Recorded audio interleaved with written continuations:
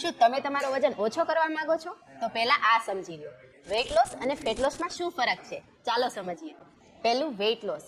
જ્યારે તમારા બોડીનો ઓવરઓલ વજન જેમ કે ફેટ, પાણી અને મસલ્સ ઓછું થાય છે એને વેઇટ લોસ કહેવાય છે. ચાલો એક્ઝામ્પલથી સમજીએ. જો તમે 3 દિવસ ક્રેશ ડાયટ લ્યો છો, 2 કિલો ઓછું પણ થઈ ગયું, તો તમારા શરીરની અંદરથી પાણી અને ગ્લાયકોઝન ઓછું થાય છે. ફેટ લોસ નહીં. અને જેવું તમે જમવાનું પાછું ચાલુ કરો છો એટલે વજન પાછું વધી જાય છે. બીજું ફેટ લોસ. જ્યારે શરીરમાં જમા થયેલા ફેટ સેલ્સ ઘટે છે ત્યારે અસલી ફેટ લોસ થાય છે. આમાં શરીર લીન દેખાય છે, મેટાબોલિઝમ ઇમ્પ્રૂવ થાય છે અને ઇન્ચેસ પણ ઓછા થાય છે. અને એકવાર વજન ઘટ્યા પછી ઝડપથી વજન વધતું પણ નથી.